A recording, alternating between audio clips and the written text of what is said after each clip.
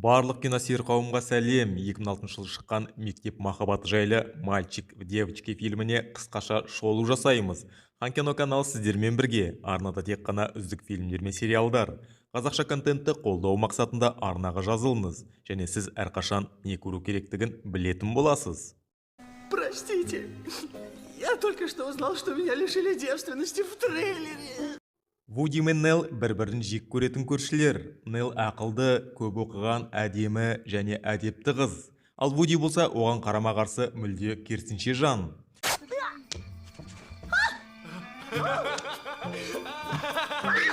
Вуди Нелді ыңғай шыққан кезде мазақ етіп, оны жүйкесіне тиеді. Ал Нел болса оған қарсы ешқандай жауап қайтара алмайды. Футбольная звезда и его пустоголовая подружка из группы поддержки. Я капитан. Барлығы сыныппен музейге барады. Әлгі екеуі біртүрлі мүсін жанында бұрынғы әндеріне салады. Баяғы тағы да сол ұрыс. Ты похожа на всех других идиотов, у которых книги вместо друзей. И не смей открывать свой большой рот, чтобы поправлять меня. Бұл ежелгі мүсін оларды сиқырлайды.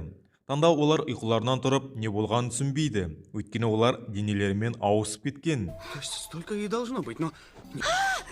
Что это? Бұндай жағдай бүкіл жасөспірімнің арманы шығар, я? Екеуі ана жерің, мына жерің қарап, түсінбей жатыр.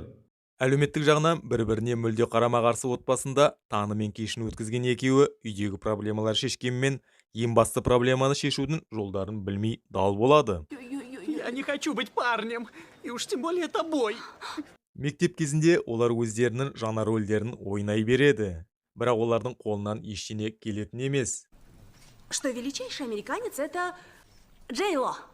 Вудиға әдепті, беске оқитын қыз болу қиынға соқса, ал Нелға тупой жігіт болумен қоса, футболды да жақсы ойнау керек. Бірақ Нелдің қолынан келмейді. Ержел бөлмесінде де қыз дайын болмадау шамасы. Облажался, да? Это как Кадиллак. Да блин, неважно, насколько ты крут. Мына қара баланың болды шошытқан шығара. Таңертең олар ұйқыдан тұрғасын баяғы сол басқа біреудің денелерінде екенін көреді. Нел Вудидің денесімен ол өмірінде істемеген заттарды істей бастайды. Мысалы, шашын тарап, көйлек киіп дегендей. А прическа? Что это за дебилизм? Такой пробор все европейцы носят. Типа әдемі оқымысты бала етіп қойған. Вуди болса Нелға футболды дұрыс ойнауын талап етеді. Өйткені оның болашағы осы футболмен байланысты. Олар барлық мектептің алдында бір-бірінің образдарын бұза бастайды. Вуди қысқа ашық киіну арқылы Нелдің басқалары көрмеген жерлерін көрсетіп жүр. Ал Нел болса, кек алу мақсатында оны онша ақылды емес құрбысымен ажырасады. Мы не будем больше с тобой встречаться. Вуди бұған шыдай алмай, бүгін оған ең маңызды нәрсе қыздығынан айырамын дейді. Әрине, Вуди бұндай қадамға барған жоқ. Бірақ та мектепте барлығы бұл жағдай болды деп ойлайды. Простите, я только что узнал, что меня лишили девственности в трейлере. Бірақ ол артық кеткенін біліп, оны аяп ештеңе болмағанын айтады. Ақырында ол екеуі жағдайды дұрыстау үшін оны мойындатады. Екеуінің бастарында болып жатқан жағдай сол ежелгі мүсіннің әсері бар екеніне миылары жетеді. Олар барлығын қалпына келтіруді сұрайды. Бірақ бұларынан ештеңе шықпайды. Умная, очень умная. Олардың қолына келетін жалғыз нәрсе бір-бірінің өмірін құртпауға тырысу.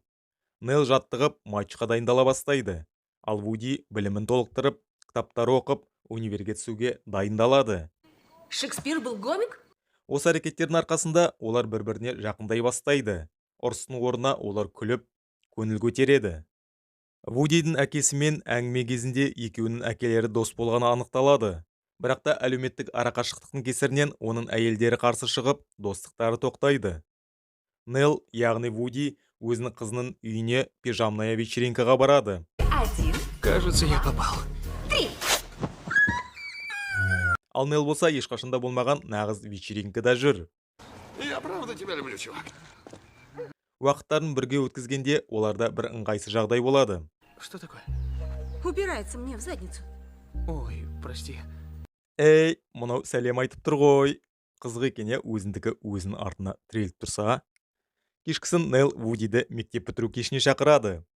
Түскі ас кезінде анасы тағы да таптық тақырыпты қозғап, Вудиді надан, лайықты емес жігіт дейді. Оған бұл қатты тиеді. Ол Нелге түсіндіргісі келеді. Ол болса түсінбейді. Ол тек өзі туралы ойламай, Вудидің сұхбаты жөнінде де уайымдайды. Нәтижесінде ол сұхбаттан жақсы өтіп шығады. 50 Cent, Пити Пабло, Маршал Мезерс. Я не знаком с их творчеством.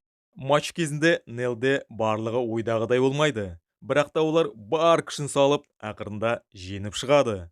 Олар кездесіп, жеңіске бірге қуанады. Вуди сұхбат кезінде қатты тырысқанын айтады. Нел бұл ең бастысы болды деп жауап береді. Олардың арасында шынайы сезімнің арқасында мүсін барлығын орнына келтіреді. Вудидің командаластары оны көтеріп алып кетеді. Оның қасына келіп, бұрынғы ақылы кемістеу қызы сүйіп алады. Мұны көрген Нел жүрегіне жақын алып, бұрылып кетіп қалады. Әкесімен әңгімеден кейін Нел балға баруға келседі. Өйткені Вуди оған ұнайды. Ол балға келеді. Вуди оны жақсы көретінін айтып, өз-өзін тапқанына рахметін айтады. Олар сүйіседі. Осылай Happy Endпен бұл фильм бітеді. Ай мен 20 жасындағы керемет фильмдердің бірі болатын. Сізге ұнады ма? Арнаны қолдау мақсатында тіркеліп, лайк басуды сұраймыз. Келесі көріскенше.